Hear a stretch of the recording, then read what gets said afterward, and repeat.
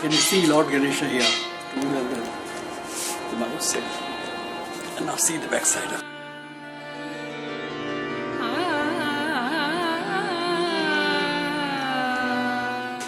Very interesting. Kind of a reclining figure. One of those Goya's Duchess.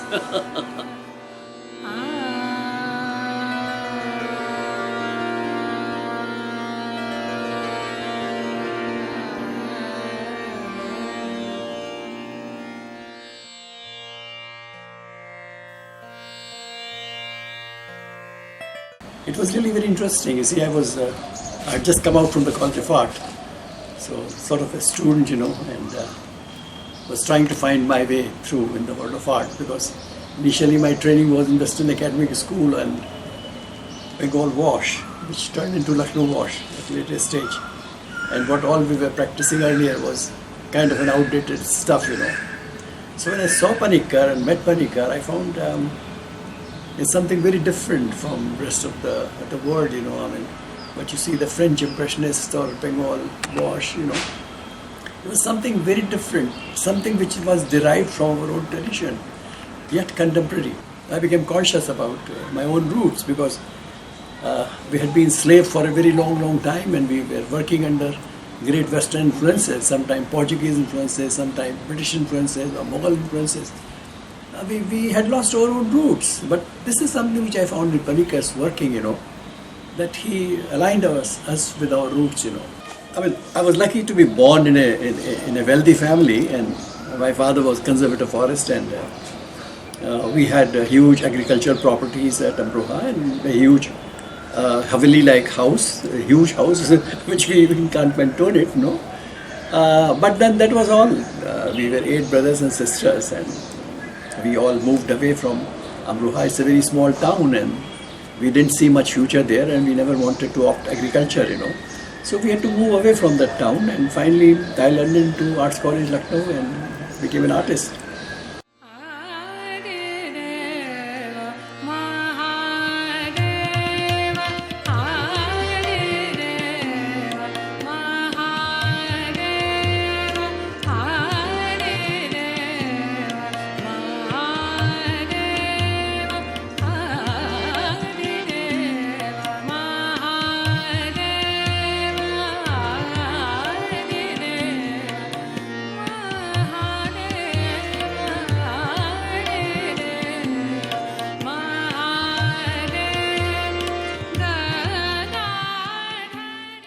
These are mostly my etchings which I did after 70s, and continued till date. I lived with my parents in the forests, where my father was a forest official. Lying on my cot, rowing up in the unending depths of sky was something I enjoyed the most. Especially at night, gazing stars was my routine before going to sleep. Looking at the sky in the silent nights always evoked my curiosity as to what is beyond the stars, and at an early age, time and space was added to my vocabulary.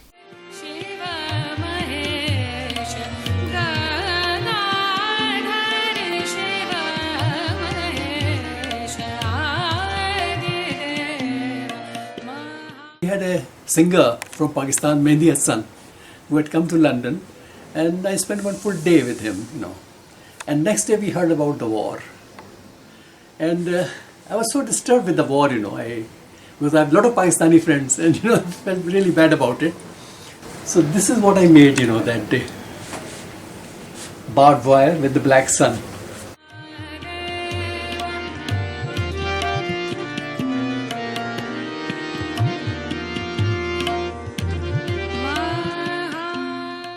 Time and space, both are infinite. They are intangible.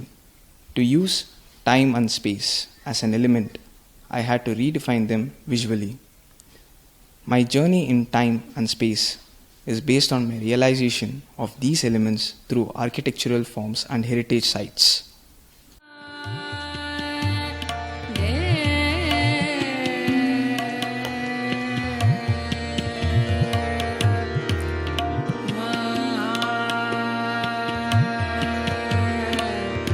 Yeah.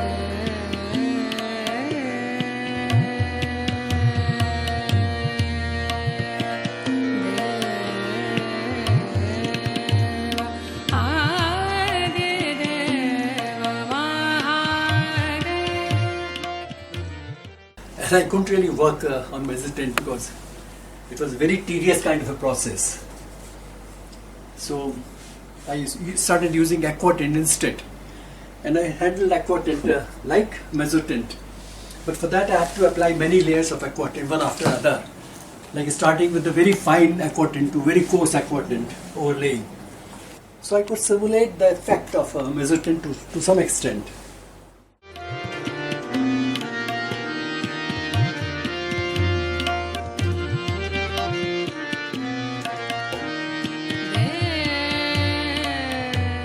This was, I think I was 21 years old.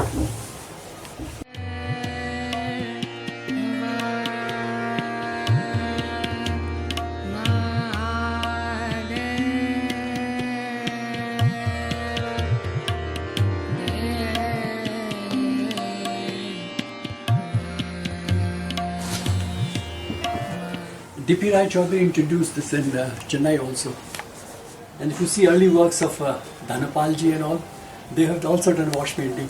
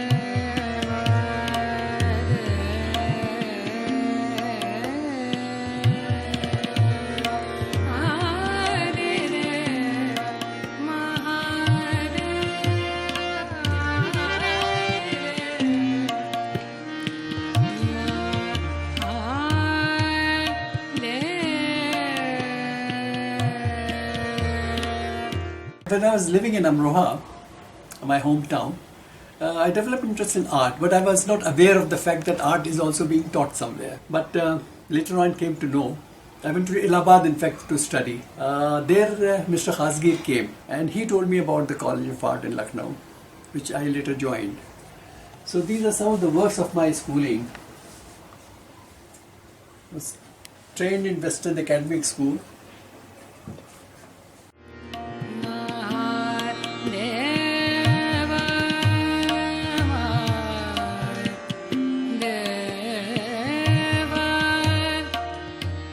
There between 1957 to 1962.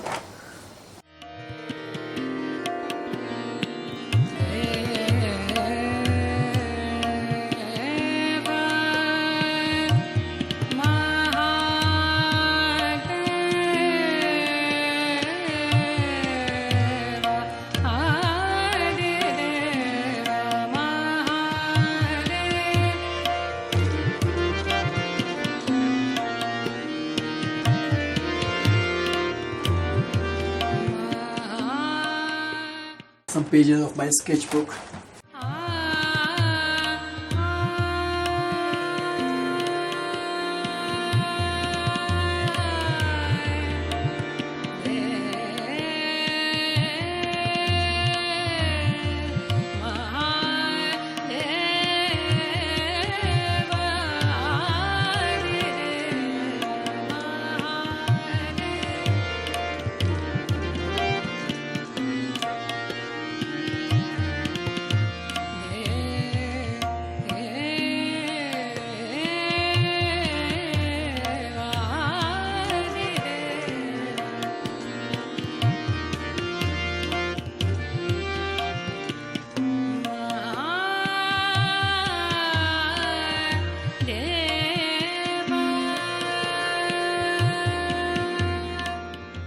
This was done somewhere in 60s, when I was studying in arts college. And we were doing some kind of a Bengal wash thing, It was one of the Tagore's portraits. We all had great fancy for Tagore.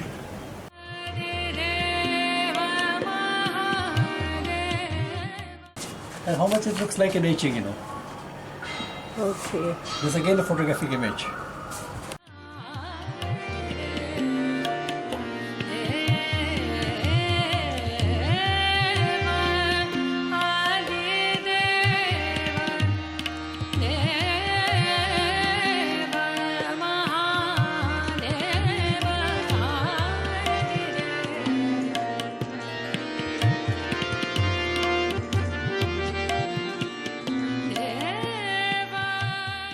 This was one of my early work which I did in London after I visited Stonehenge. I was really impressed by this site, and got very strange kind of a feeling. Way back in 1972, I visited Stonehenge in England. We reached there nearly at dusk time. The view was so exciting that I climbed on top of one of the rocks. By then, the sky had turned into mystic hues of colors. Gradually, with the setting of the sun, the entire surrounding started turning dark. The horizon disappeared. At a particular moment, there was nothing visible except for the silhouette of rocks against the last glow of sky, giving impression of being on another planet. When I was teaching in College of Art, printmaking was my subject. I realized something that the student, they need total freedom in the class, So I removed my teacher's chair. I started sitting with my students, and I even persuaded my student to call me by my first name instead of calling me Mr. Agarwal or Sir or anything of that sort, You see, printmaking is kind of a subject which involves a lot of technical complexities. And I realized each child who's working, each student who's working in my class has got a brain, and a very productive and creative brain. So I never treated them like a student, and very interesting thing happened. Many a time when we landed technically somewhere, the solution came from one of the students, So in my class, it was not really a teacher or a student kind of an environment. It was kind of a workshop where we worked collectively together,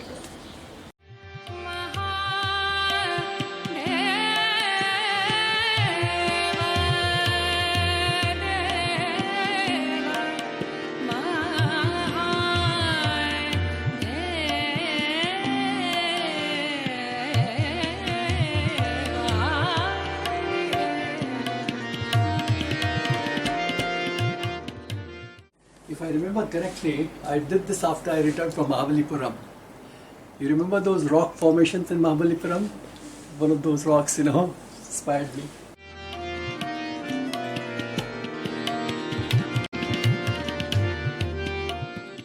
You will find those Mahabalipuram rocks in many of my prints. Of course, they're represented differently, but they really inspired me a lot. But when you move from a small town to a big city, the problems also changes, and then your economy is also affected, because in a small town the life is much cheaper, and then you already had a huge establishment. Now that establishment remained there, and we had to restart everything all over again. Like I built my house on my own, it was not kind of a family support.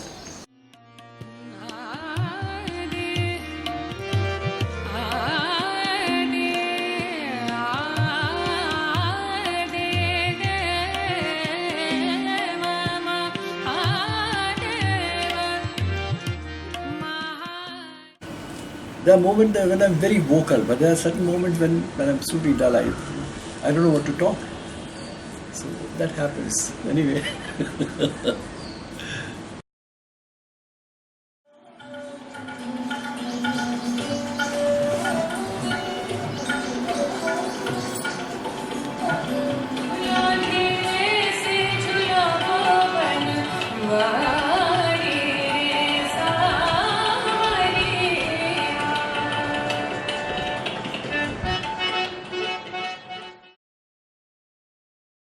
But then, I made a lot of friends in Chennai. I mean, Bhaskaran, for that matter, came very close to me, and he was in the College of Art.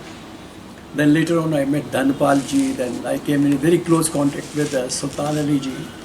In fact, Sultan Ali ji was kind of a mentor to me, around 64, 65, when I was a young lecturer in the College of Art. I had gone to Delhi, and Sultan Ali ji was an exhibition officer in Lucknow Academy. It's a very interesting story. I can never forget, I met Sultan Ali ji, and those days I used to carry my prints along with me. I met Sultan Ali ji, and he told me when I'm going back to Lucknow, I said, I'm leaving tonight. He said, why don't you stay tomorrow, because there's a very interesting seminar going on at Lucknow Academy, and you should listen to that. I said, I ran short of money, and I'm going to go back to Lucknow. The same time, Keku Gandhi walked into his studio. So Sultan straight told him, you buy one of his print now. So he bought one of my print, and that financed my stay in Delhi for another couple of days. After some time, I received a letter from Gandhi offering me for my one-man show in Gita Hudson, Delhi, which followed in Delhi and Mumbai ultimately. So that way, I found Printology to be very, very helpful in promoting me initially at the initial stage when I really needed somebody's help. See, basically, I was trained as a painter, and my entry into the world of printmaking was kind of an accident. Actually, I was very close to my teacher, Principal Sudhir Haski. One day he gave me a set of linocut tools, and I didn't know what to do with that. So I went through the books and I found out what I can possibly do with that. And I led into some of the woodcuts of Ravindranath Chakravarti and L.M. Sen and so on. So I started looking for a linoleum in the market, and I tried my hand, and I initially did some lino cuts without any formal training. It was kind of a guesswork, or I was trying to simulate with what I saw. I switched on to printmaking, and I was lucky enough to get a job in College of Art as a printmaker. But then I continued because there was a lot to know for me. I had never had any formal training of printmaking. So I really had to venture around and find out. But you see, those days were rather difficult because printmaking was at an early stage. Those days we had printmakers like krishna Reddy and Somnath Ho. Prints those days, in fact, were judged by their technical excellence rather than the content, the imagery, other thing, So those printmakers those days used to sort of be very secretive about their technique. And I really had problem in going around finding out a teacher. It was not possible for me to join any of the College of Art because I was already a teacher at the college, So finally I landed into Somnath Thor, and he really helped me out and told me a lot about the printmaking techniques. Now those were the rather hard days for art. There was no art market, and we used to get very small salaries, so we couldn't afford expensive medium of etching, Kaval Krishna was doing a lot of colographs those days, Kaval Krishna and Devyani Krishna. I found them very interesting and a very cheap medium. You could use a cardboard plate with Fevicol on it, I somehow felt that, I've limited myself and I have to further explore. And I started working with etching, and by then, things improved, and I started selling my prints as well. At a later stage, I went to England, and there I get an opportunity to explore the medium further, slate, and that's how it happened, and things like that, and slightly drifted away from my art practice. But then when I got relieved from the college responsibilities, then I began again, but this time, because of my health and other problems, I opted for a comparatively easy medium, and that is what I'm doing now. This archival prints, kind of a digital thing,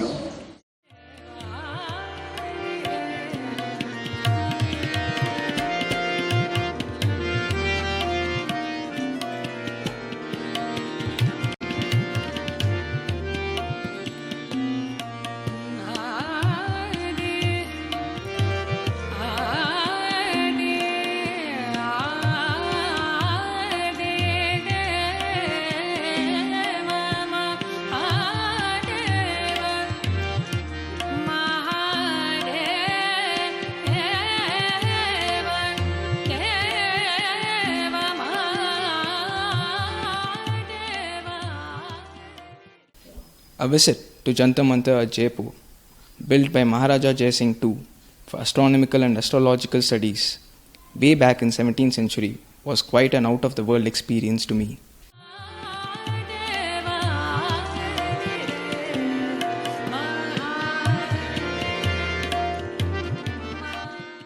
So I pick up a photographic image, built it up on Photoshop, and try to create my own images.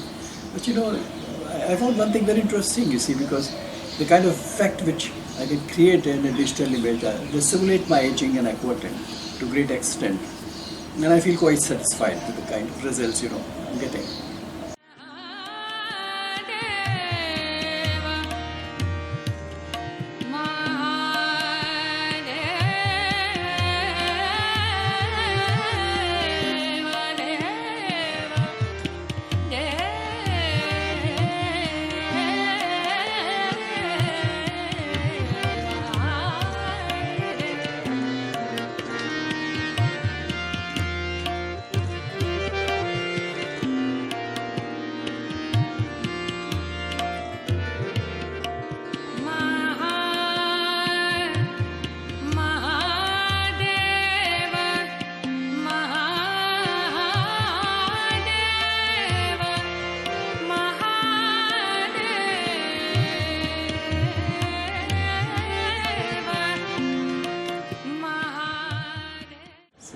that's how it happened. And but yes, there is one thing, which really bothers me when I look back at the Indian art, especially while traveling across the globe. I realized that there's a lot to be done about Indian art, because I remember having read Lord Macaulay's statement at one time about India, and he was sent to India to frame educational policy of the country.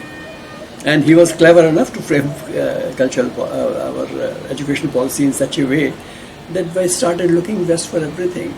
And we bartered our 5,000 years old tradition with the 500 years old tradition. It was really pathetic, And even today we look at the West, Now this is where, I found Panikkar to be very sensible, that he tried to align Indian artists with our own soil, And that's something which our students also need to do, because at the moment, I really feel perturbed the way our young students are picking up image from the internet and mass producing them. They are not able to evolve their own, you see. So that is something which is really bothering me. Of course, they may have a good art market, but they will probably not have a position in the art world, perhaps especially in the history of art world. So that's something I feel really concerned about.